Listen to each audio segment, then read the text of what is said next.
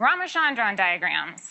I want to just go to this link, which I've already given you. I can't stress enough what I think is the value of using this, because 2D is just really hard to interpret. Okay? So if you go to this page, you'll never see it because I don't know how to drag stuff to the screen. Stay. Don't do that. How do I make this go away? Here we go. Okay, so you can manipulate this thing in space. You can have it highlight for you where the peptide bonds are. Okay, so the atoms are labeled. You have your alpha carbon connected to your carbonyl. It's a peptide bond. This is indicating partial double bonding because of resonance between these oxygens, okay, on this CO double bond.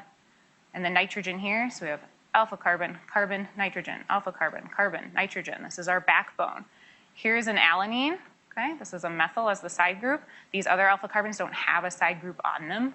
Okay? But you can, I recommend,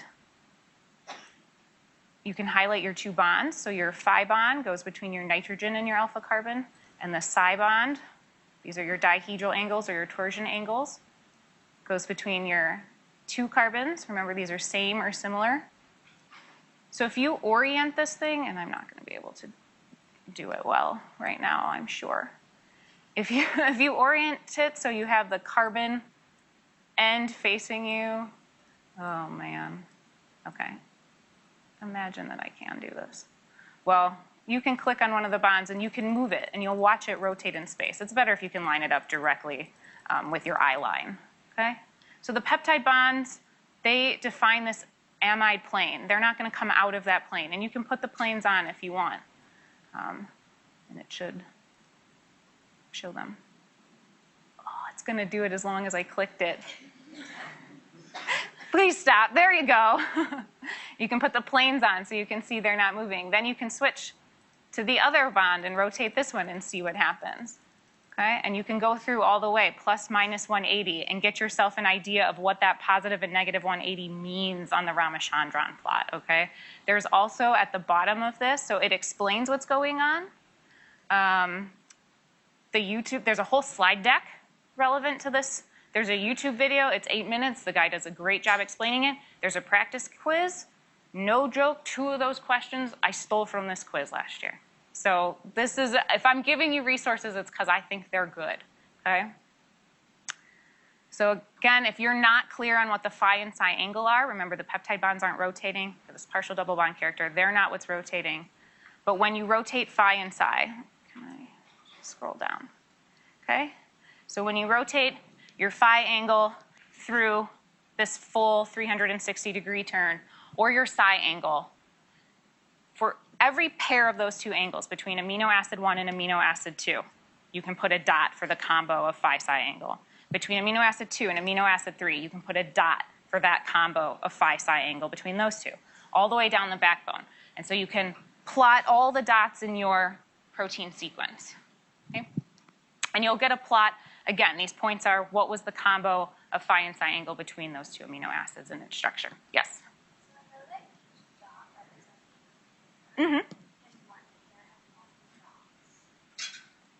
So yes, this is a good lead into what I want to talk about next.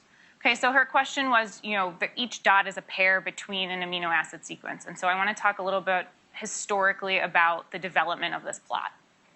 Okay, are we back in here? Maybe. Okay, so Ramachandran himself, how did he come up with this? How did this start? So it's 1963, and he publishes, this is the figure from his actual original publication. What he did is he took a hard sphere model of alanine-alanine. Remember, alanine has the smallest side group that isn't glycine with its extra flexibility. And he tried every possible angle combination there was and came up with all the spaces that are allowed and disallowed. Okay? Disallowed meaning there's literal physical steric clash where you cannot have that combination of angles. The atoms would be in the same space as each other. Okay? And so he just went through and said, here's all the allowed and disallowed angles that we have. Okay? So kind of the first development was we didn't know that alpha helices pretty much hang out here, or that these were all the beta sheets yet. We only know what we can and can't have in terms of combinations. So then the next thing to do is to plot the diagram for some of our already known structures. Okay, so he came up with this diagram, and then people went, oh, well, we discovered what myoglobin looks like in the 50s, right? This was our first 3D tertiary structure that we understood. So let's make the plot for myoglobin. And what we found is, okay, myoglobin's a bunch of alpha helices. All the points actually in myoglobin fall here. This is where alpha helices are happening, and they did that with collagen and silk and other well-known structures.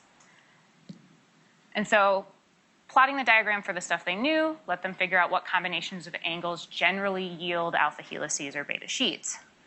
So first he said, here's what's allowed. Then we figured out what usually happens there. So the important thing to remember is certain proteins, if you were to plot all of their angles, that angle's the angle for that native structure, the way it wants to be folded. But stuff can misfold. So that's a way you'd get some angles that aren't in the spots you expected if it's misfolded. Thermal energy, raising the temperature would let you denature the protein or maybe get into conformations it normally couldn't get into because of that extra energy input. So those are ways that the angle might not always be the same between two things.